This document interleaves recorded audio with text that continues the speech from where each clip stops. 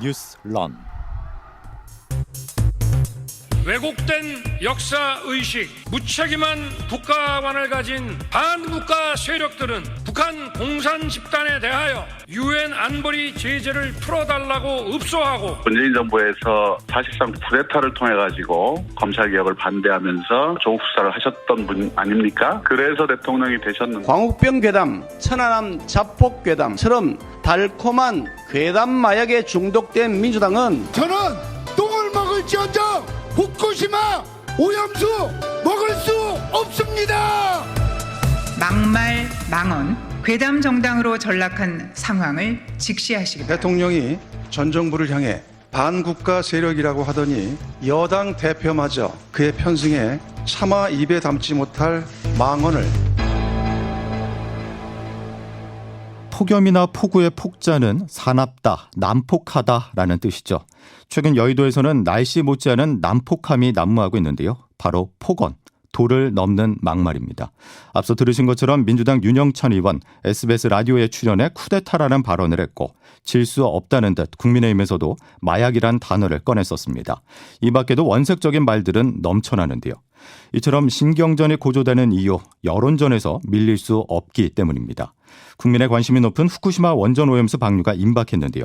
반대하는 목소리는 각계각층에서 이어지고 있습니다. 보도에 최인수 기자입니다.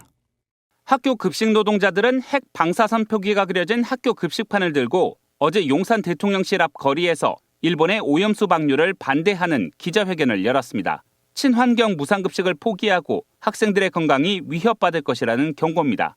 전국 학교 비정규직 노동조합 김수정 수석 부위원장입니다. 오염된 식재료가 우리 학생들의 몸속으로 들어갈 것을 생각하면 당장이라도 조리원문에서 손을 떼고 싶은 심정이다. 민주사회를 위한 변호사 모임은 헌법소원에 나서기로 했습니다. 국민을 보호해야 할 의무가 있는 대통령과 정부가 제대로 된 조치를 하지 않고 있다는 겁니다. 민변 조영선 회장입니다. 대한민국 정부는 방류에 문제가 없다는 식입니다. 과연 윤석열 정부는 누구를 위한 정부인지, 누구를 대변하는 정부인지 국민은 묻고. 여당은 오염수 방류 반대를 괴담 정치, 선동 정치로 규정했습니다. 국민의힘 윤재옥 원내대표입니다. 오염수 방류를 반대한다면서 정권 퇴진을 외치는 저희는 무엇입니까? 국민의 건강과 생명을 지킨다는 것은 모두 핑계에 불과합니다. 여당과 정부는 대책간담회를 열고 국민이 안심할 때까지 후쿠시마산 수산물 수입은 금지될 것이라고 밝혔습니다. CBS 뉴스 최인수입니다. 국제원자력기구 사무총장이 오늘 일본에 도착합니다. 오염수 방류 계획을 검증한 최종 보고서를 전달하기 위해서인데요. 앞서 6차례 내놓았었던 중간 보고서에서 문제 없다는 견해를 밝혔던 만큼 비슷한 의견이 담겼을 것으로 보입니다. 이정주 기자의 보도입니다. 라파엘 그로시 국제원자력기구 사무총장은 오늘 기시다 후미오 일본 총리와 만나 오염수 관련 최종 보고서를 전달할 예정입니다.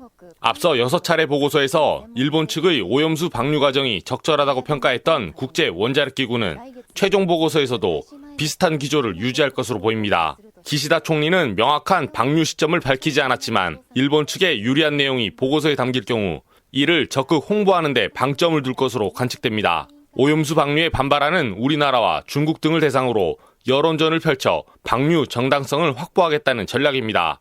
우리 정부는 오염수 방류 시점에 대해 말을 아끼고 있지만 그로시 사무총장이 일본에서 일정이 끝난 후 우리나라를 방문하겠다고 예고한 만큼 후속 조치에 집중하는 분위기입니다. 박구현 국무1차장입니다. 구체적인 일본 정부의 방류 시기라든지 그 안에 검토되는 사항까지는 지금 깊이 인벌브는 안 하고 저희도 이제 사실상 일본은 오염수 방류를 위한 모든 준비를 끝냈지만 인접한 국가들의 반발 여론이 거세지면서 당분간 오염수 방류를 두고 신경전이 고조될 것으로 보입니다. CBS 뉴스 이정주입니다. 보다 더 다양한 뉴스가 궁금하십니까? 출근길 오전 7시 CBS 라디오 표준 FM 김덕기의 아침 뉴스에서 확인하실 수 있습니다. 핵심만 담은 뉴스가 여러분을 기다립니다.